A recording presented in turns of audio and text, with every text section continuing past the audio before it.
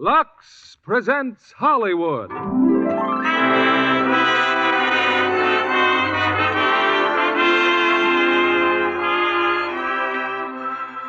Lever Brothers Company, the makers of Lux Flakes, bring you the Lux Radio Theater, starring Joseph Cotten and Valli in Spellbound.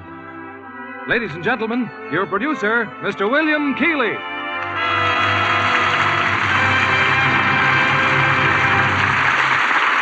Greetings from Hollywood, ladies and gentlemen. While most people think of motion pictures as typically American, it's nevertheless true that our neighbors overseas have contributed much to their development in new ideas, new technical approaches, and new stars. And one of the most exciting new stars to come out of Europe is that great Italian artist known as Valli. She's heard tonight in her first dramatic appearance on the air. And we've chosen as her co-star another truly fine performer, Joseph Cotten, and a great play for them both, David O. Selznick's thrilling screen hit, Spellbound. I was talking to Valli during our rehearsals about her plans and her impressions of America. And one of the things that impressed her on arriving in this country was the abundance of everything, from motor cars to good soap flakes. And to millions of people, good soap flakes mean Lux, which reminds me again how much we take our luxuries for granted. While in many other countries, housewives must rely on any kind of soap that they can get, here they're always sure of a safe and easy care for precious washable fabrics just by saying Lux. It's curtain time, and here's Act One of Spellbound, starring Joseph Cotten as John and Valli as Constance.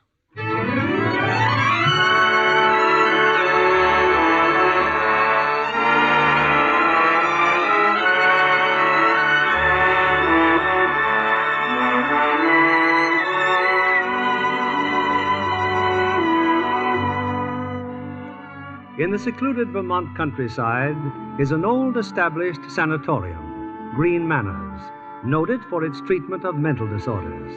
On the staff of psychiatrists is a young woman, Dr. Constance Peterson. May I come in, Dr. Peterson? Dr. Murchison, of course. I thought I'd spread the tidings. My successor, Dr. Edwards, will be arriving here any moment. I just can't imagine Grand Manors without you, Dr. Murchison. I sort of go with the fixtures, I suppose. It's so much more than that. You are Green Manors. Well, the old must make way for the new, Miss Constance. Particularly when the board of directors suspects the old of senility. But you've been like a new man since your vacation. Yeah, of course, I agree with you. You were overworked. Charming diagnosis for a broken-down horse.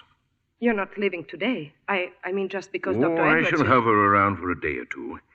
Well, I'd better check the rest of the staff. I'd like you all in my office at 4 to meet him. Dr. Murchison, tell me, what do you think of that Dr. Edwards?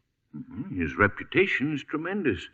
Like the rest of you, I've never met the man.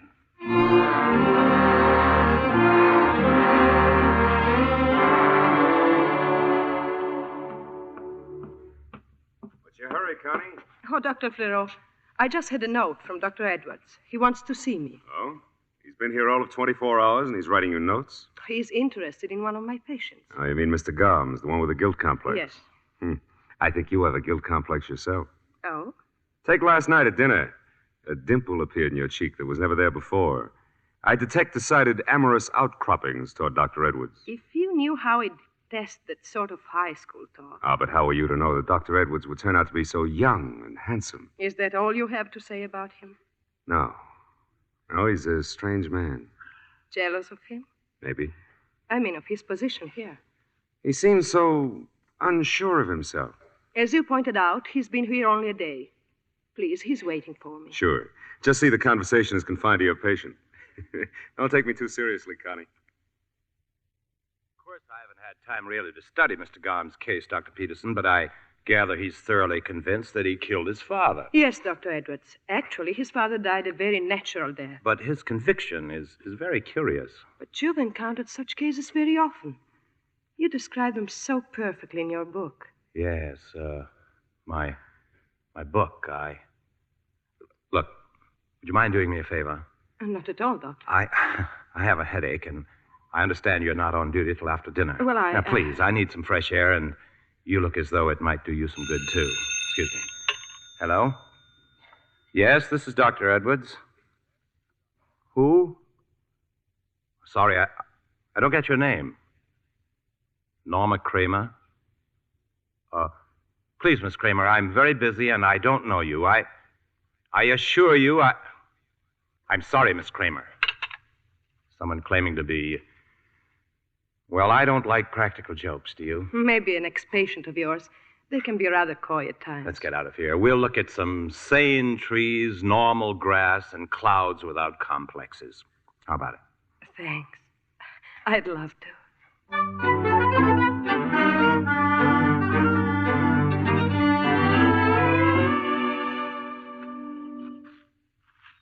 How do you like our landscape, Dr. Edwards? Pastoral enough? Breathtaking, but you're changing the subject. We were talking about poetry, and you were about to say... I was about to say that great harm has been done the human race by the men who write it. Oh, not really. The way they delude people about love, writing about it as if it were a symphony, a flight of angels. Which it isn't, of course. Certainly not. People fall in love, as they put it, because they respond to certain hair colorings or vocal tones. Or mannerisms that remind them of their parents. Oh, sometimes for no reason at all. The point is that people who read about love is one thing, and experience is quite another. They expect kisses to be like lyrical poems and embraces like Shakespearean dramas. And when they find out to the contrary, they get sick and have to be analyzed. Yes, very often. Professor, you're suffering from mogo on the go-go. I beg your pardon? Come on, let's sit down over there. I see just what you were looking for. Trees, grass, and clouds. All very normal.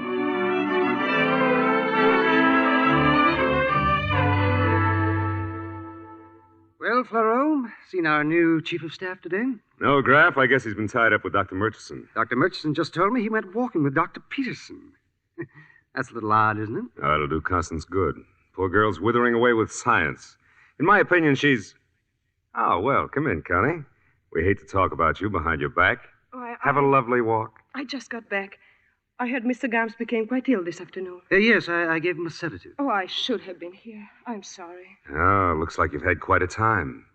Notice her stockings, Dr. Graff.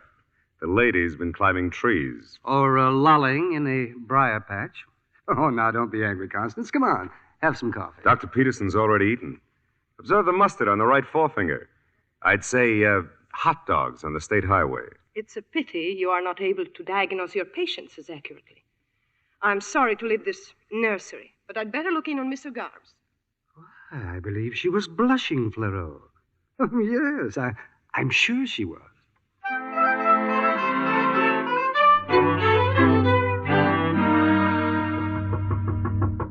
Come in. Oh, Dr. Peterson.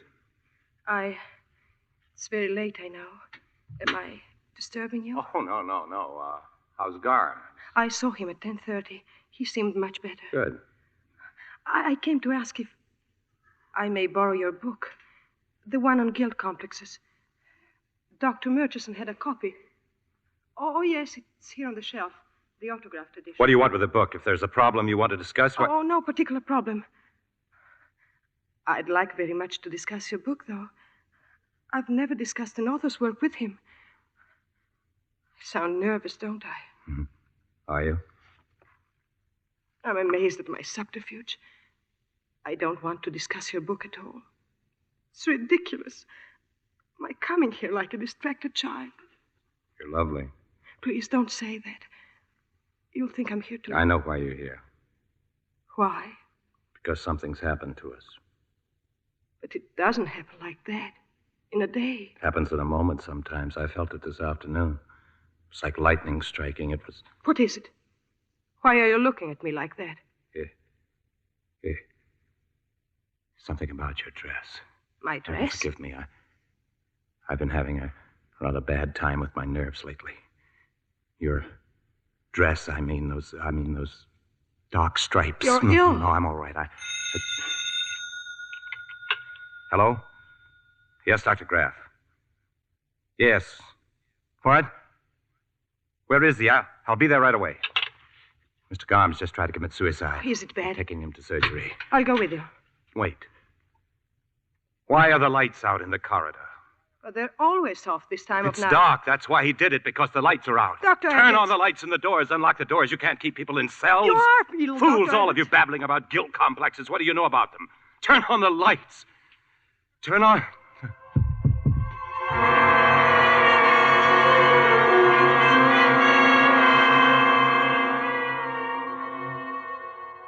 I don't understand this at all. What would make Dr. Edwards collapse? I don't know, Dr. Edwards. Probably shock of some kind brought on by exhaustion. May I stay with him, Doctor? You were there when it happened. Yes, I'm sure he'll be more at ease with you. And Mr. Garms? Oh, he'll be all right. Just take care of Dr. Edwards and keep him quiet. I wish you wouldn't talk, Dr. Edwards. Please just rest. I must talk. Very well, then. You're not Dr. Edwards, are you? You know. Only that you're not who you pretend you are. And that you're ill. How did you find out? This morning you sent me a note. You wanted to see me about Mr. Garms. You signed the note. Tonight when I took the book off the shelf, the autograph book, the signatures, Doctor, completely different. Dr. Edwards is dead.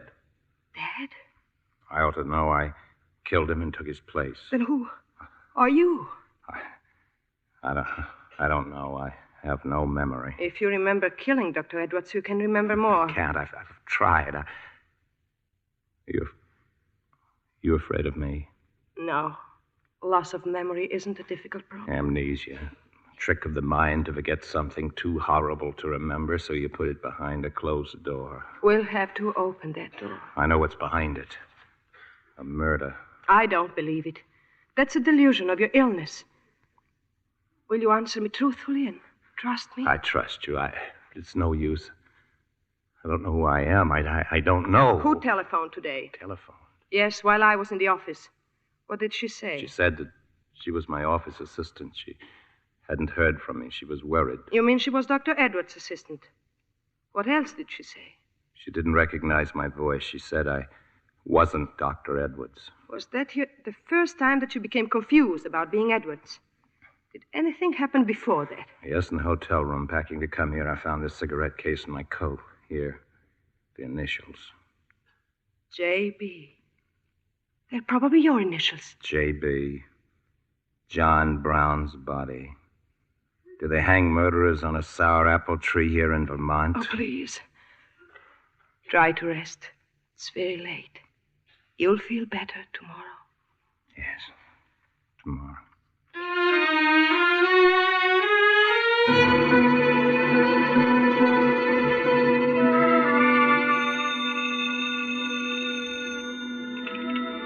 Hello?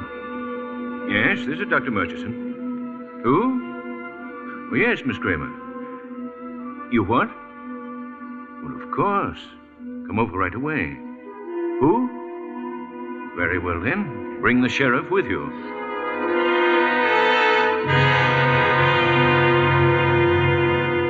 I wanted Dr. Fleureau here when you came, Miss Kramer. I wanted him to hear your story, too. You see, technically, I'm no longer associated with this sanatorium. I don't see what difference it makes. None, perhaps, Sheriff. Go on, Miss Kramer. I've been in Dr. Edwards' office for years, and the man who spoke to me on the telephone is not Dr. Edwards. He let me have my vacation when he left on his, but I was very worried when I didn't hear from him. Then I thought he might have come directly here. That's why I telephoned. Show them that photograph of Dr. Edwards. Oh, yes. Here. That certainly isn't our Dr. Edwards. What do you suppose made him break down last night? It's obvious now. Garms, that patient I told you about. I'm almost certain our Dr. Edwards is an amnesia case. Garms brought him back to reality for an instant, and being unable to face the truth of who he was, he collapsed. You think he may have killed the real Dr. Edwards, eh? It's quite possible. And then took his place to conceal the crime. This sort of unrealistic act is typical of the short-sighted cunning that goes with paranoid behavior. But we're wasting our time. His room's on the next floor.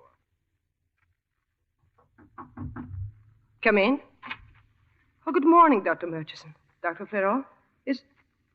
Is anything wrong? I'm afraid so, Constance. This gentleman with us is the sheriff. Sheriff?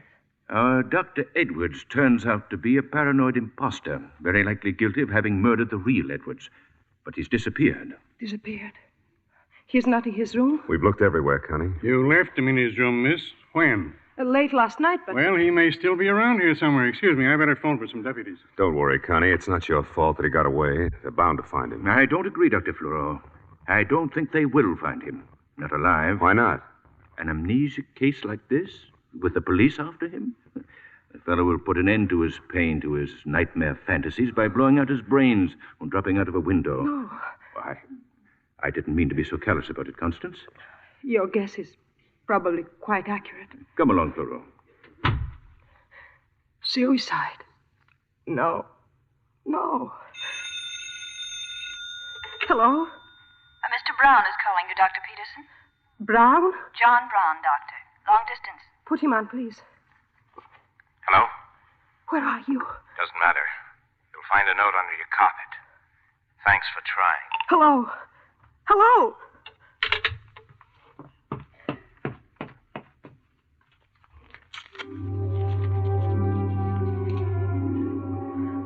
I cannot involve you in this for many reasons.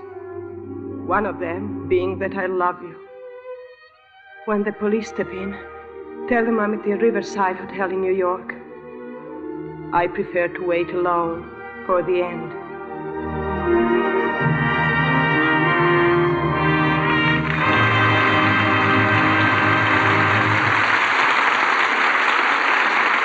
In just a moment, we'll return with Act Two of Spellbound. Libby, you're practically bubbling over with excitement. What's up? Well, who wouldn't be excited about a picture that brings Van Johnson and June Allison together again? They're such a wonderful romantic team. What a picture they have this time. Metro-Goldwyn-Mayer's rollicking new comedy, The Bride Goes Wild. Rollicking is right. Van and June get involved in some of the most hilarious situations I've seen in many moons. June Allison proves herself a top comedian in that picture. And Van Johnson was never in better form as the young author trying to avoid matrimony. But he can't escape a girl as lovely as June Allison. Oh, she makes a stunning bride. The studio designed a trousseau for her that any bride would envy. Well, nowadays, it's easy for a bride to keep her nice things new-looking longer. The same way MGM did for June Allison in The Bride Goes Wild. With Lux Care. And easier than ever now, with the wonderful new diamonds of Lux.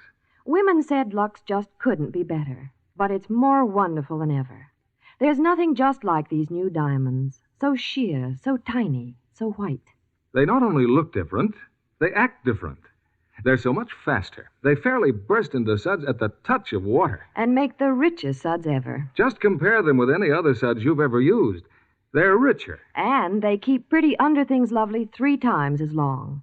Tests show that. It's just like getting 3 pretty slips for the price of 1. So smart girls avoid harsh washing methods. Anything safe in water is safe in these new diamonds of Lux. We return you now to William Keighley. Act Two of Spellbound, starring Joseph Cotten as John and Valli as Constance.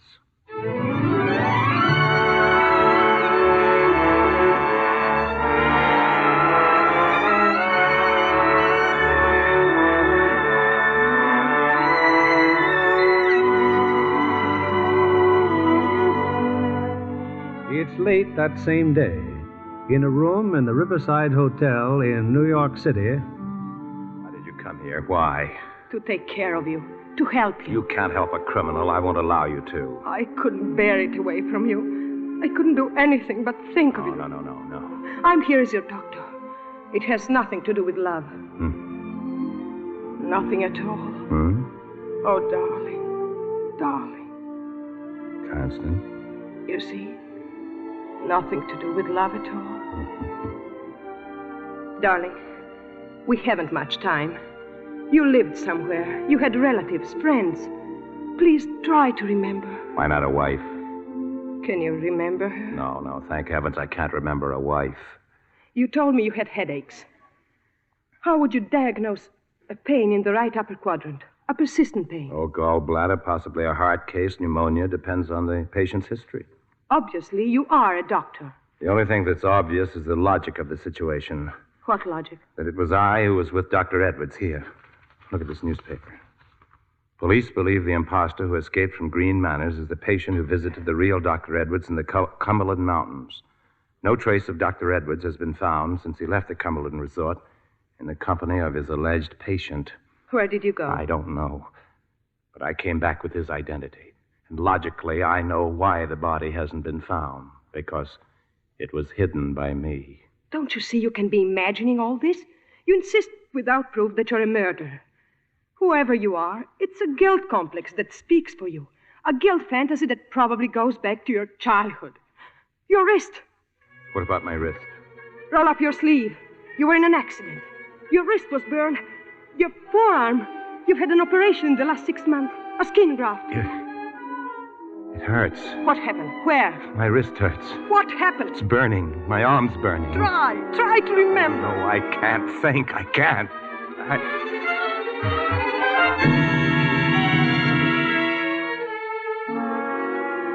Darling, oh, I'm so sorry. Are you all right? Oh, I'm all right. Who could that be? The bellboy. I left word I wanted the late editions of the newspapers. I'll go. Bellboy, Mr. Brown. Oh, yes, the papers. Here, thank you. Huh? Oh, yes, ma'am. Thanks. Still on the front page? Yes, it's my picture. Your picture. Police hunt Dr. Constance Peterson, believed aiding madman in Edwards' mystery. The bellboy recognized me. We've got to leave here. Now, at once. There's no time even to pack.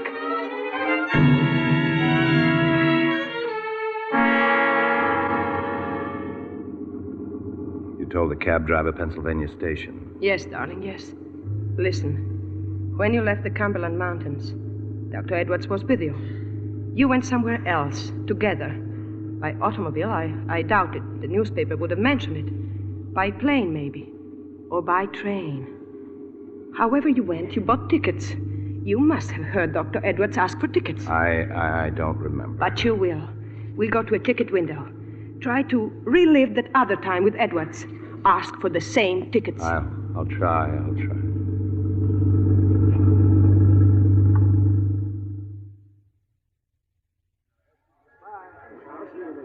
All right, please. Who's next? Washington, one way. You went someplace with Edwards. Ask for tickets to that same place. 46, including tax. Thank you. Yes, sir. Tickets. Tickets to where, sir? 2 tickets. 2 tickets where to? Rome. Where? He means Rome, Georgia. Yes, ma'am. Just a moment, please. I feel so peculiar. Please, darling. A policeman is coming. Don't say anything. Anything wrong, lady? My husband's ill, officer. Here you are, ma'am. 2 tickets to Rome, Georgia. You need any help? Oh, no, he'll be all right. Those dizzy spells go away quickly. Your change, ma'am. Birmingham Special, track 17 in 10 minutes. Thank you. I'll go to the train with you. Oh, no, he's better now, officer. Please don't bother. Track 17's right over there. We've got to get to an exit. Exit? The policeman. He may find a description of us posted somewhere. We'll be picked up at the first stop. We can't go back to the hotel. No, darling. We'll go to Grand Central Station. We're going to Rochester. Rochester? I have a wonderful friend there, Dr. Alex Bruloff. He was my professor at the university. He'll help us.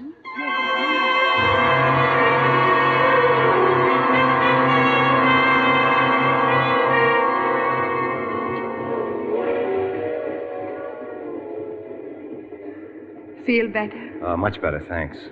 Then let's pick up where we left off. We know you're a doctor, that you were in an accident, that you were once in Rome. I was never in Rome in my life. Yes. I remember.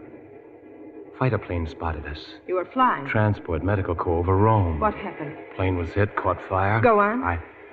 I don't know. It just blacks out. You left the army after that? Maybe I deserted. I hated it. I hated the killing. I can remember that much. Your guilt fantasies were exaggerated by your duties in the army. Stop it, please. I don't want to hear any more about it. Darling, we're just beginning. Don't hate me too much. Try to relax now. I'll tell you all about Alex, Dr. Bruloff. Oh, you'll be crazy about it.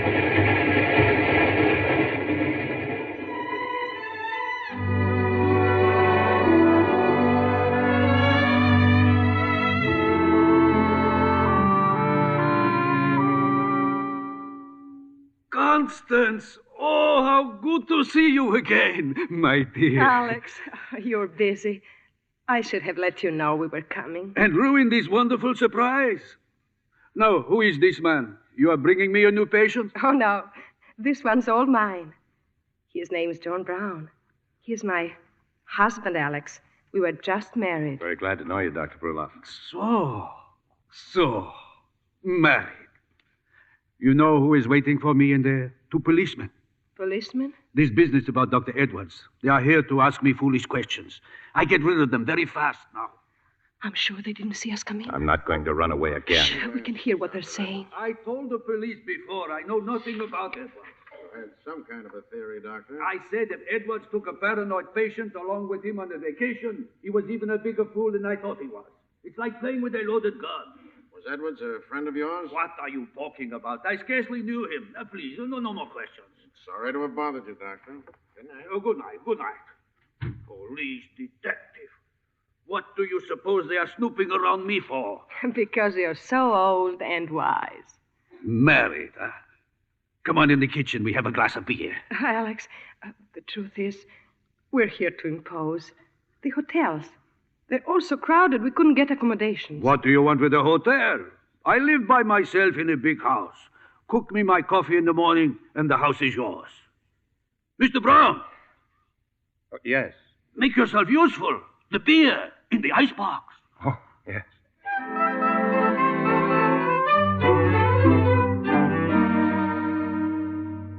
Take your choice of the bedrooms, Constance. Good night. Good night, John. Night. Good night. Happy dreams, which we will analyze at breakfast. Thanks for everything. Any husband of Constance is a husband of mine, so to speak. He is wonderful, isn't he? If we're supposed to be married, why didn't he ask where our luggage is? Alex is always like that, in a complete dream state socially. Did the police upset you? Oh, no. Okay. You're very lovely. No, please. You'll keep this room. I'll take the one next door. It's a room John, what are you looking at? Nothing. You're staring at the curtains. Stop telling me what I'm doing. The curtains frighten you. White curtains with stripes. Stop it. That night at the sanatorium, my dress was white with dark stripes. Why does the color white frighten you? Why do the lines frighten you? Just let me alone. Please let me alone. Yes, darling, yes. Why don't you take a hot bath? You'll sleep better. Yes, I will. I'd like to shave. I must look like a tramp. Do you think you can manage one of those old-fashioned razors? Our host is an old-fashioned man. If I cut myself, I'll yell for my doctor. Good night, darling. Good night.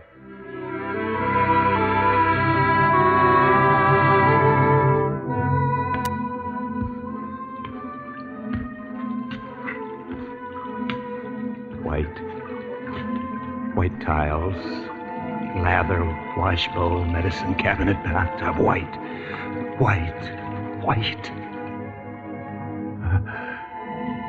Razor. Yes, this razor. Police. Brulov. He knows. The razor.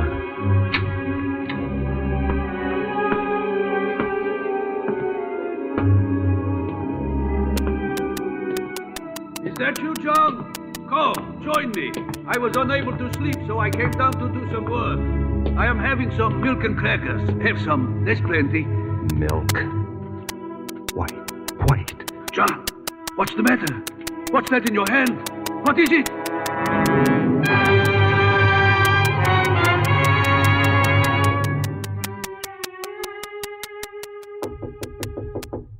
Darling? Better get up, darling. 7 o'clock.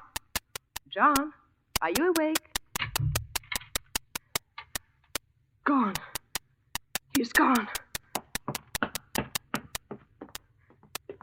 John, where are you? Alex, are you down here? Where's the razor?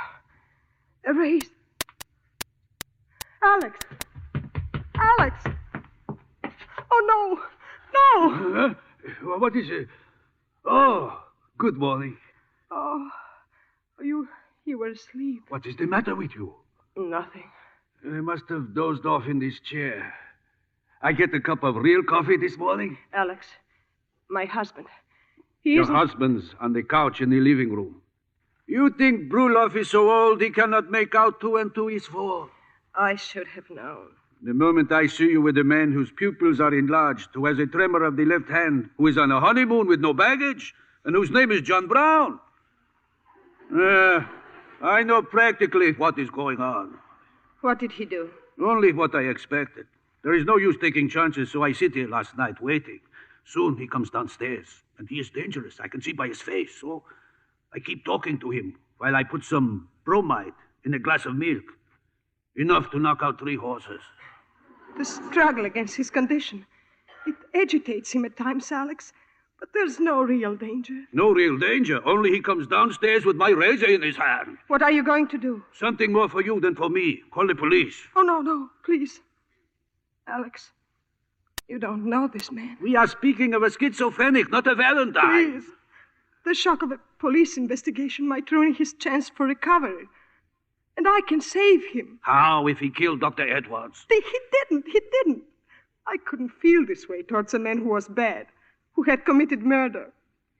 I couldn't feel this pain for someone who was evil. This is baby talk. You are 20 times crazier than he is. Give me time. Just a few days, Alex. In his present condition, he could tell the police nothing. Don't you see?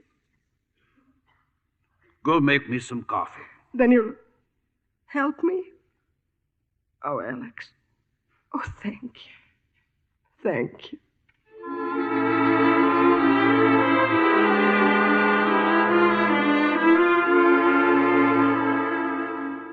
So, you're awake. Who are you? Oh, yes, I remember. Constance. In the kitchen making coffee. Bromide. Who's been feeding me bromide? What's your name? I don't... Oh, so Constance told you about me. Nobody had to tell me. And don't fight me. I'm going to help you if I can. I want you to look on me like your father. Trust me. Lean on me. This is a shortcut, but we haven't time for anything else. Go ahead, I'm leaning. Maybe you got something you want to tell me. A few words in the corner of your head. No. Go on, talk to me. There's nothing. Maybe you've dreamt something. I was dreaming just now. What did you dream? I don't believe in dreams. That Freud stuff's a lot of hooey. Do you want I should help or not? I'm sorry. Dreams can tell you sometimes what you are trying to hide. But they tell it to you all mixed up. The problem is to put the puzzle together. Constance with the coffee. John, how do you feel? Awful. The patient is going to tell us about a dream. You'll find a pencil and pad on that table. Take notes. Well? Oh, the dream. I seemed to be in a gambling house. There weren't any walls, just a lot of curtains with eyes painted on them. I was playing cards with a man who had a beard. He had just won when the proprietor came in and accused him of cheating. The proprietor yelled at him. "This is my place," he said. "I won't allow you here. I'll fix you." Details, John. The more fantastic, the better. Oh, this man with the beard, he was leaning over the sloping roof of a high building, and I yelled at him to watch out, but he fell over slowly with his feet in the air.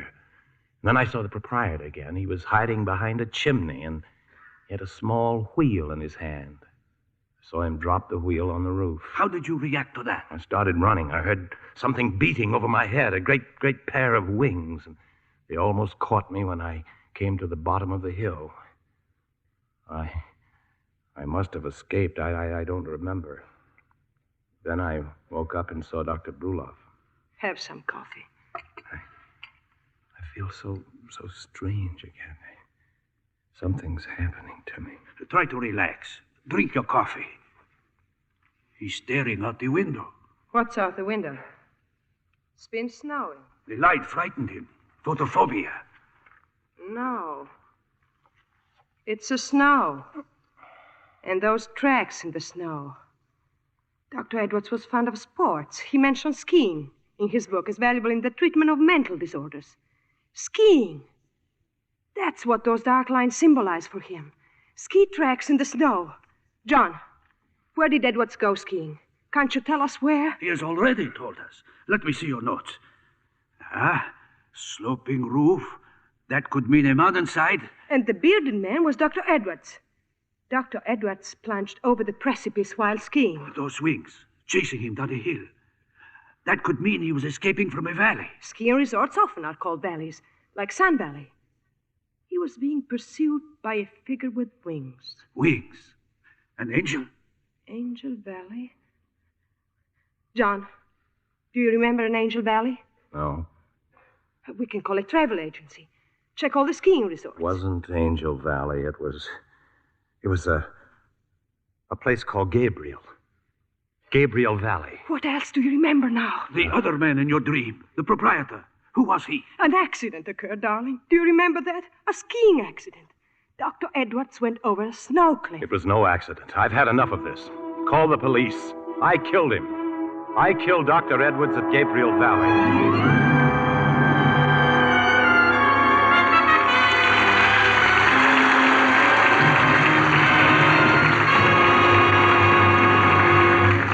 We pause now for station identification. This is CBS, the Columbia Broadcasting System.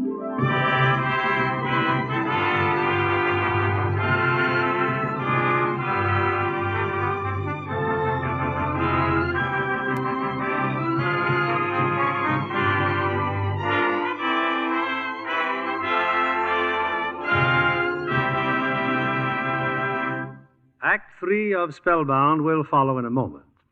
Our guest tonight is responsible for the interviews with famous stars which many of you doubtless read in current publications. She's Miss Dorothy Blair of Universal International. Did you see any of the filming of Naked City at the studio, Dorothy? Yes, I did. After Mark Hellinger brought the company back from 2.5 months on location in New York and did a few scenes at the studio. There are more actual scenes of Manhattan in the picture than you could cover in a week of sightseeing. New York as native New Yorkers know it. Howard Duff and Dorothy Hart do outstanding jobs as the romantic leads. Barry Fitzgerald won everyone completely in his role of police lieutenant. Do you find that you have an eye for detail even when you're not working, Dorothy? Yes, I do. One day when I was on the set of Naked City, Dorothy Hart was having her hem adjusted. I found myself taking in every detail of her costume down to her stockings. The correct shade to blend with her costume, seams straight. But I can see John Kennedy knows the rest. No runs. That's right. And every girl can give her precious nylons the same safe care the studios use. Gentle locks. It really cuts down runs. Well, there's a new thrill in store for women when they try the new tiny diamonds of Lux. They're more wonderful than ever. They were a long time in coming, but now they're here. They're incredibly sheer and so tiny. There's nothing in the world just like them. They do more for you, too. In what way, Mr. Kennedy? They remove soil other kinds of suds can't, leaving things cleaner, fresher. I can hardly wait to get some. They make stockings last twice as long, too. Tests prove it. And that's just like getting an extra pair of stockings every time you buy a pair. Thank you for coming tonight, Dorothy Blair. Back now to our producer, William Keeley. Act 3 of Spellbound, starring Joseph Cotten as John and Valli as Constance.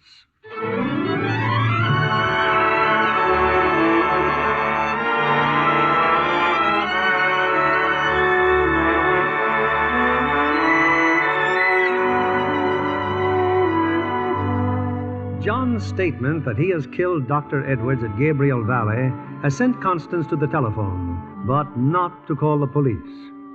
How soon does the train leave, please? 4:45. Thank you. We're going to Gabriel Valley, John. There's a train in an hour. You're not going anywhere with me. I know about last night. I might have killed you or Dr. Brulock with that razor. But you didn't. Nothing happened. It will if I don't give myself up to the police. I love you, but I'm not worth loving. Darling, you can help me, but afterwards. This feeling of guilt. Guilt. Have you never been without it? Not since childhood. What's that? Since childhood? What was it, darling? Was it so terrible that you preferred to think you murdered Dr. Edwards rather than remember what happened long ago? Oh, let me alone. You said you loved me. Look at me then.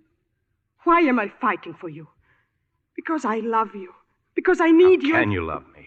And I want you to come with me to Gabriel Valley. What good will it do? You'll see the hill where it happened. You'll remember things. How I killed him. No. You'll see your innocence. You'll see what really happened. If the episode's repeated, how do you know I won't kill again? Because I'm convinced you didn't kill in the first place. You believe in me enough to take such a chance? Of course I do. We'll go back to that ski run. We'll find out what really happened to Dr. Edwards. We'll find out what it was in your childhood that's haunted you all these years. Dr. Broloff, you've been remarkably silent through all of this. This is a woman in love. What can an old man say?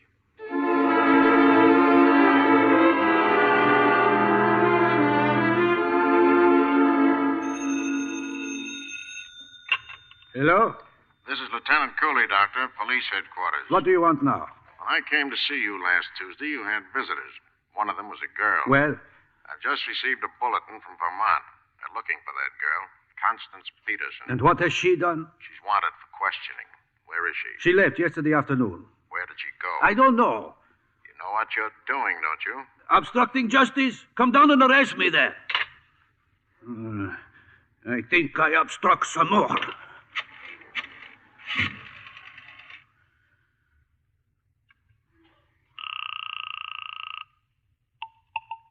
Long distance. A person-to-person call. Dr. Constance Peterson. She's at the inn in Gabriel Valley in Vermont.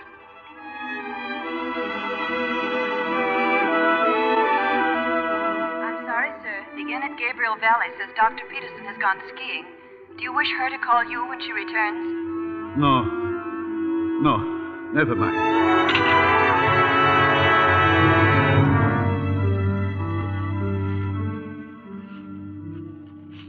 You're sure this is the hill, John? You were here with Dr. Edwards. This is it. Put on your skis. The cliff, it's down there. I know it's down there. And promise me, no matter what I may try to do, the ski run curves away from the cliff. But what if I force you to... Just a few minutes, darling, and you'll be free. Take my hand.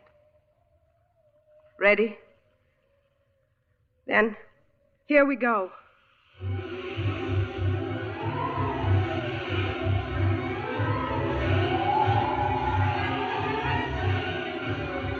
Slow down. Slow down. We're going too fast. No, we're not. You're too close to me. Cut over. I want to be close to the you. cliff, you can see it now, just ahead of us. I know, darling. I know. Yes.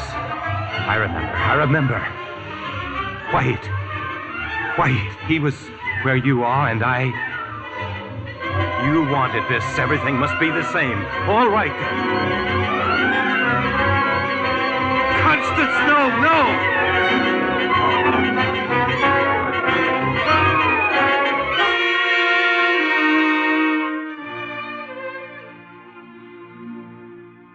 John, are you all right? Constance.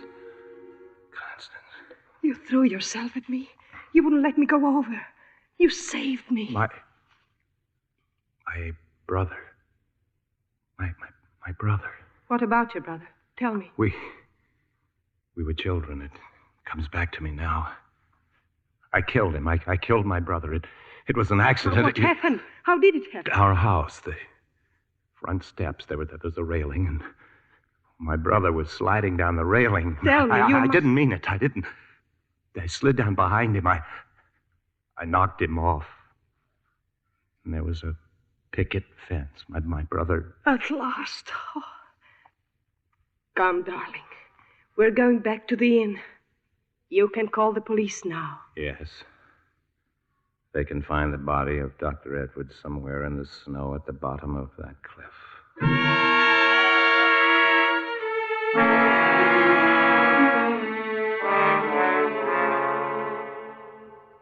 Some more coffee? Oh, please.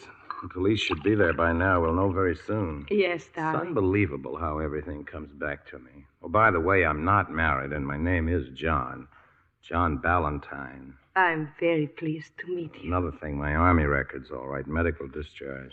How did you meet Dr. Edwards? Well, I met him in the Cumberland Mountains. I went there to rest. My nerves were still pretty ragged from the war, and he was vacationing there, and I asked him to help me. How did you happen to come here? I'm still a little hazy, darling. He invited me. A few days skiing. He was coming to Vermont anyway to take over the sanatorium. We had to change trains in New York and left the station, went somewhere for lunch. I can't seem to recall just where. Anyway, we came on, and The accident happened at that spot. Where you saved me. Now, let's not have any confusion about who saved whom. Edwards was about 50 feet ahead of me when he went over. You saw it happen. You thought of your brother, and that awful feeling of guilt came over you again. You had to run away. You assumed the role of Dr. Edwards to prove to yourself he wasn't dead. And since he wasn't dead, you reasoned you couldn't have killed him. How does it feel to be a great analyst? Wonderful. And madly adored. Very wonderful. Hello. I'm Sergeant Hickson, State Police. Oh, yes. This is Lieutenant Cooley. He's from Rochester. We met Lieutenant Cooley before, so to speak. How did you find us, Lieutenant? No thanks to Dr. Brulov. But you left a trail a mile wide. We've found Dr. Edwards' body, just where you said it would be. Thank goodness this is all over then. Not quite, Dr. Peterson. There was a bullet in his body. Well, that's impossible. Dr. Edwards was murdered. Shot in the back. You're under arrest.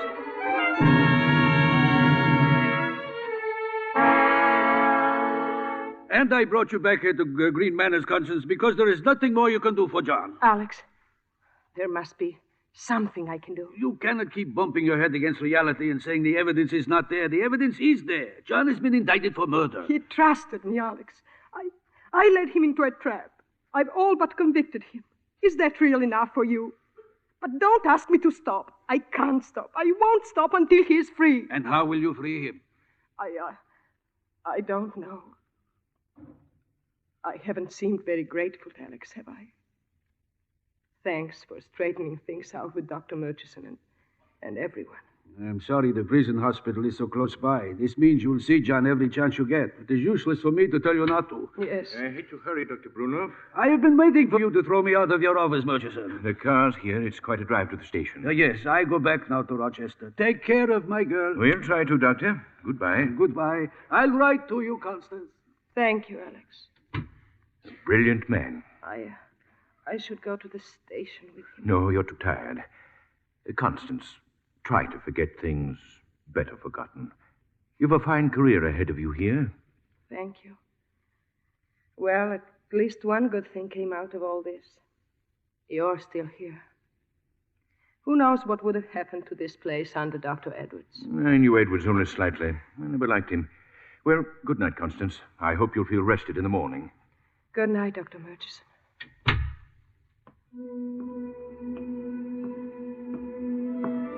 I knew Edwards only slightly.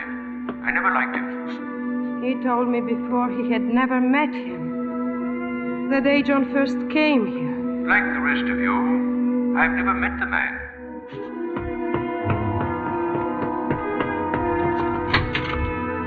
Constance, did you forget something, my dear? I want to talk to you, Dr. Murchison. Well, of course. It's a problem. A dream one of my patients reported. Which patient? John Ballantyne. Well? Ever since John was arrested, he's been recalling more details of that dream. Anyway, he was playing cards in a gambling house, apparently with Dr. Edwards. Oh? What game were they playing? 21. John says he dealt Dr. Edwards a 7 of clubs, and Edwards said that makes it 21. Perhaps he was trying to mention a locale, an actual place, a club. There's a place in New York, the 21 Club. Oh, yes. Yes, so there is. The patient dreamed the proprietor accused Dr. Edwards of cheating. He ordered Edwards out. I won't allow you here, he said. This is my place. I'm going to fix you. The dream gives the locale a double identity. The 21 Club and Green Manors, perhaps. But the proprietor seems to belong to the latter. In fact, it might easily be myself. It seemed that way to me, Dr. Murchison. I presume you only arrived at this solution tonight? Yes, just now, in the corridor. Was there any more to the dream? Yes. The patient dreamed he and Dr. Edwards were on a high, sloping roof, that he saw Edwards fall from the roof to his death. He also saw the angry proprietor hiding behind a chimney. In his hand was a small wheel. He dropped the wheel. The symbolism of the wheel escapes me. It was a revolver. The proprietor, who threatened Edwards' life in the 21 Club, dropped a revolver in the snow at Gabriel Valley after shooting Dr. Edwards in the back. The weapon is still there, with the murderer's fingerprints on it. I can't agree with that part of your interpretation, for the good reason that the weapon is now in my hand. I imagine something of this sort might happen when I made the slip before about knowing Edwards. That started your agile young mind going. You had a breakdown a few weeks ago. In your state of panic, you learned that Edwards was to take your place here. So you sought him out in his favorite restaurant in New York. He was having lunch there with John Ballantyne. You accused him of stealing your job. You threatened to kill him. You followed him to Gabriel Valley and shot him from behind a tree. You're an excellent analyst. But I don't think the police are interested in dreams. No, but they'll be greatly interested in the waiters in the 21 Club who saw you there. In the people who saw you on the train to Gabriel Valley. In others who saw you at the inn. There'll be no dreams. In this case. And what did you think I'd do when you told me all this? Congratulate you? You forget in your devotion to your patient that the punishment for 2 murders is the same as for 1. You're not going to commit a second murder, Dr. Murchison. I hadn't planned to. But you're here. You're not leaving. A man of your intelligence doesn't commit a stupid murder. You're thinking you were not mentally responsible the first time. That they'll consider the state of your health. That they'd never execute you for the murder of Dr. Edwards. You can still live, read, write, research, even if you are put away. You're thinking that now, Dr. Murchison. But if you pull that trigger, it's called deliberate murder, and you'll die in the electric chair for your crime. I'm going to telephone for the police, Dr. Murchison. If you walk to that door, I'll... And don't try to leave, Dr. Murchison.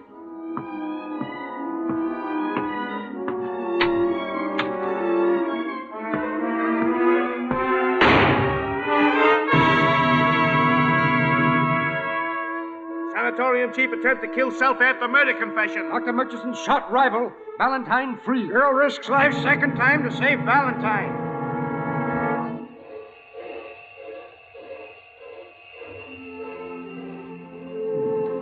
Don't worry, Dr. Bruloff. This time it's a real honeymoon. Luggage and everything. Nothing is so nice as a new marriage, John. No psychoses, no aggressions, no guilt complexes. Not yet. Not ever, Alex. Goodbye, darling. Goodbye. And remember, John, for a happy marriage, never keep a secret from your wife. From her? A fat chance I'd have.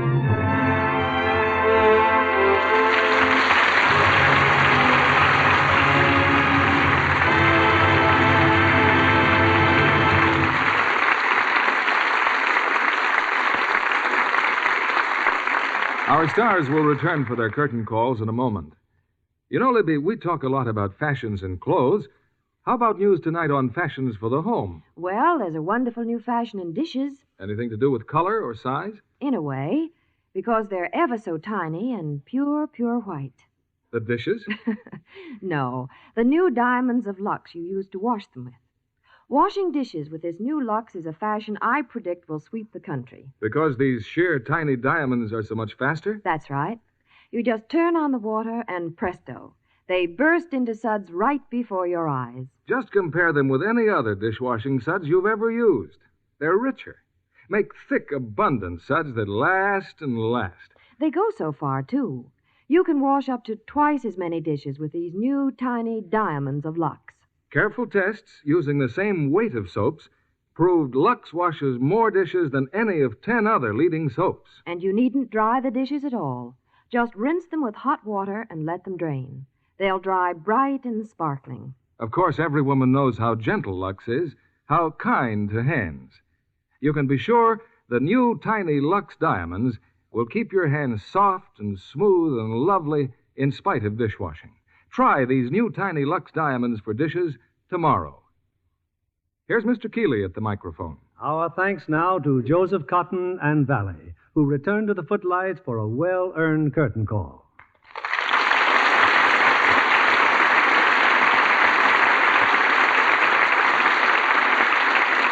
Our congratulations to you both for your splendid performances in Spellbound.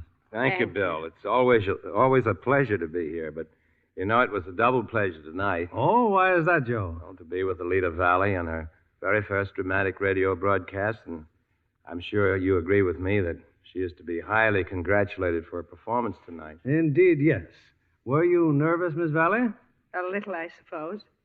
But you couldn't help feeling right at home after the first few minutes. And I'm delighted, of course, that my very first radio performance has taken place on America's leading dramatic radio program. Well, I hope, Miss Valli, that tonight's appearance will be the first of many on our Lux Radio Theater. See, I told you this was a nice program, Alida. Well, you must like it. You've been back 3 times this year already. Well, that's right, Joe. You're practically a permanent fixture with us. I trust you've had time to do a picture or two for your boss, David O. Selznick, though. He certainly has. He's just completed a wonderful picture with Jennifer Jones called Portrait of Jenny. And speaking of pictures, Miss Valli, I enjoyed your performance as Mrs. Paradine in the Paradine case very much. Thank you. You're very kind. What's doing in the Lux Radio Theater next week, Bill? Next Monday night, in honor of St. Patrick's Day, we're bringing our audience one of the gayest, most tuneful musicals to reach the screen. It's 20th Century Fox's great hit, Irish Eyes Are Smiling. Starring Dick Haymes in his original screen role, co-starred with the delightful Jean Crane. Well, that ought to make a great day for the Irish, Bill, and everybody else. Good night. Good night. Good night, and thanks again for Spellbound.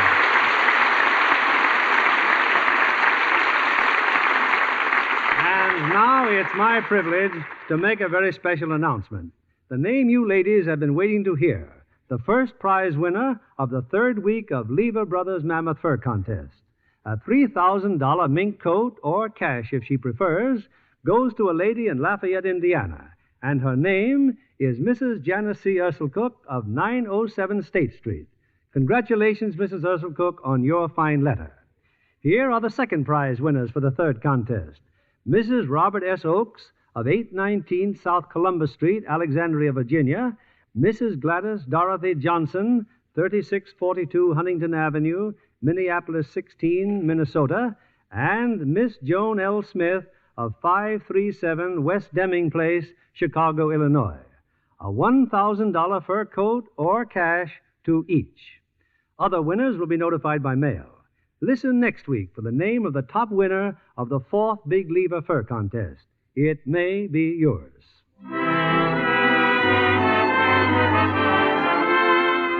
Lever Brothers Company, the makers of Lux Flakes, join me in inviting you to be with us again next Monday evening when the Lux Radio Theater presents Jean Crane and Dick Haymes in Irish Eyes Are Smiling. This is William Keeley saying good night to you from Hollywood.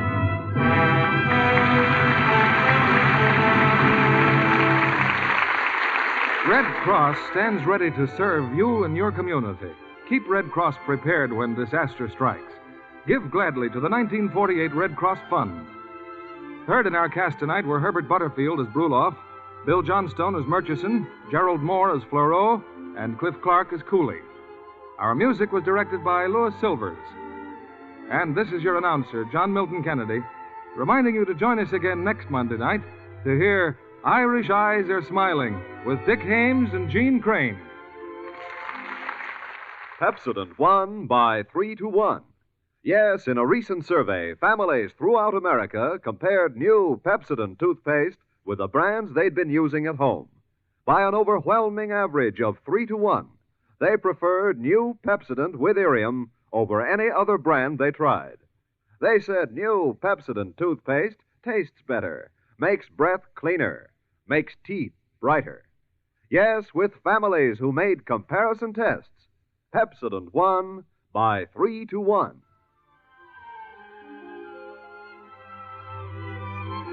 Be sure to listen next Monday night to the Lux Radio Theater presentation of Irish Eyes Are Smiling with Jean Crane and Dick Haymes. Stay tuned for My Friend Irma, which follows immediately over most of these stations.